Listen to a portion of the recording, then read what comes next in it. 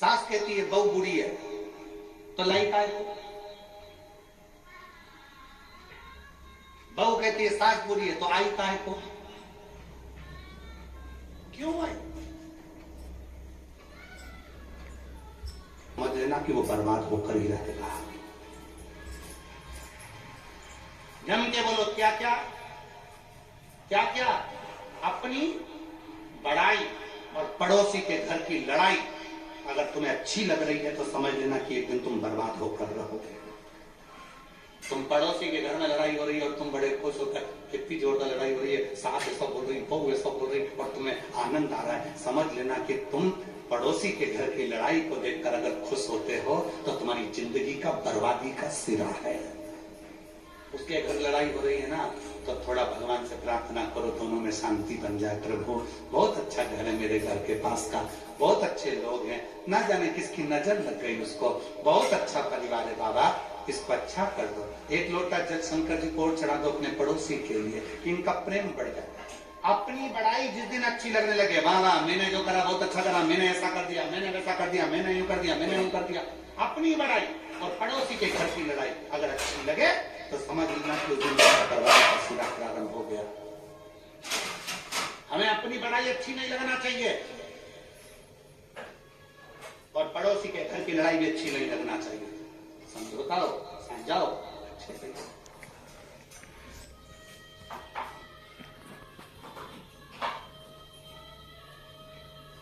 सास कह दे मेरी बहू बुरी है तो हम कहते हैं लाई काय को, और कोई कह दे कि मेरी सास बुरी है तो तू आई काय को।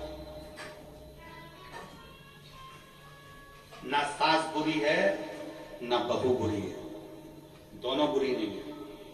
सास अगर बहू बुरी होती तो सास 25-50 हजार रुपए, 2 लाख रुपए खर्च करके 5-7 लाख रुपए खर्च कर शादी नहीं करती, अपने सोने के जेवर बहू को नहीं दे देती। और बहू अगर बुरी होती, सास अगर बुरी होती तो बहू अपने माँ बाप को छोड़कर पराए घर में नहीं आ जाती। दोनों बुरे नहीं, तो बुरी।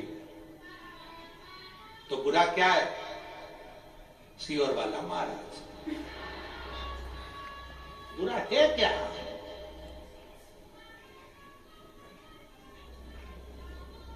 गुरुजी आप कह रहे हो ना सास बुरी ना बहू बुरी, तो बुरा कौन? सियोर वाला महाराज। मतलब न सास बुरी है न बहू बुरी है, हम जो दिमाग में लेकर बैठे हैं, नीले कलर का चश्मा लगा के बैठ गए और सोच रहे सब पीले दिखे तो पीले दिखेंगे, बोला तो जम के नहीं। कौन सा कलर के दिखेंगे?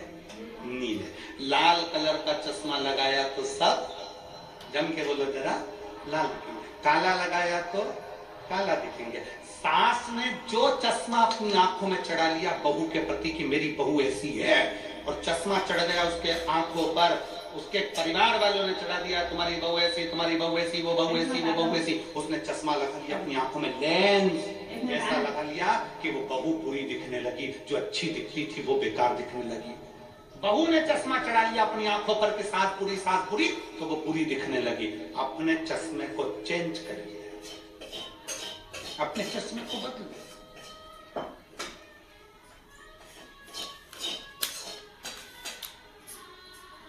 थोड़ा बदलो, चश्मा बदलोगे अच्छा दिखने लगेगा, सृष्टि।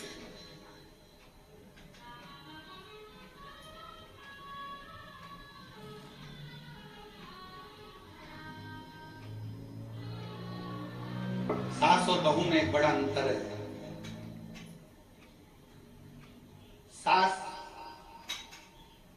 मां नेत्र है, बहू चश्मा है।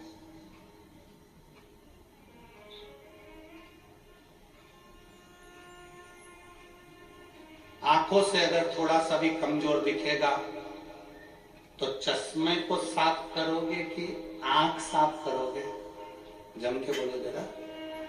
चश्मा, नंबर बदल लोगे, चश्मा को चेंज कर लोगे, गिलास बदल लोगे, साफ कर लोगे, धो लोगे, पोंछ लोगे कि अच्छा दिखे,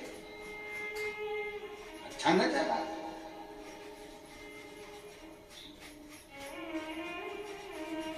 नेत्र तो नहीं बदल सकते बार बार, बोलो जम के बोलो। चश्मा बार बार बदला जा सकता है पर नेत्र नहीं बदले जा सकते। चश्मे को पोछा जा सकता है पर नेत्र को पोछा नहीं जा सकता। चश्मे को निकाल कर साफ कर सकते हो पर नेत्र को निकाल कर साफ नहीं कर सकते।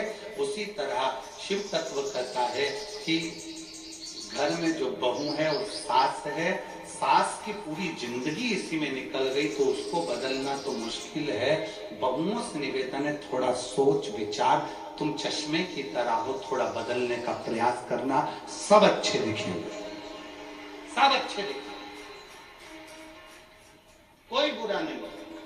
न सास बुरी है न बहू, और बहू तो कभी बुरी हो ही नहीं सकती, हो ही नहीं सकती। उसका कारण क्या है? उसका नाम है बहू। जो घर में खुशियां बहुता में लेकर आए, जो तुम्हारे घर का वंश बढ़ाए, जो तुम्हारे घर में आकर सूखी दाल रोटी खाकर भी बहुत आशीर्वाद दे, उसका नाम बहू होता है महाराज। जो बहुता में सुख दे। और सास कभी जिंदगी में बुरी नहीं हो सकती। सास के बराबर दुनिया में कोई नहीं हो सकता, वो कभी बुरी नहीं हो सकती। बस एक आस सास को लगी रहती है कि मैं जितनी फुर्तीली हूं, मैं जितनी फुर्ती से काम करती हूं, मेरी बहू उतनी फुर्ती से काम करे। लड़ाई इस चीज की होती है। सास को लगता है कि मैं जल्दी सवेरे उठती हूं तो बहू जल्दी उठे। सास को लगता है मैं इतने लोगों का खाना बना लेती हूं तो बहू भी बनाए। अब सास को कौन बताए कि तू 75 की है, वो 32 की है। जब वो धीरे धीरे धीरे धीरे तेरी उम्र में आएगी तो ऊपर चली जाएगी, और जब तेरी उम्र में वो आएगी तब तेरी जैसी फुर्ती उसमें भी आएगी। ऐसा नहीं है, उम्र की एक गरिमा रहती है। 14 साल के लड़के से कहो कि तू इतना मेहनती काम कर ले, नहीं कर सकता। 24 साल के लड़के से बोलोगे करेगा, 34 साल के कहोगे फिर करेगा, 54 साल के बोलोगे तो करेगा। तुम आस बहुत लगाए, वो आस थोड़ी सी कम करो।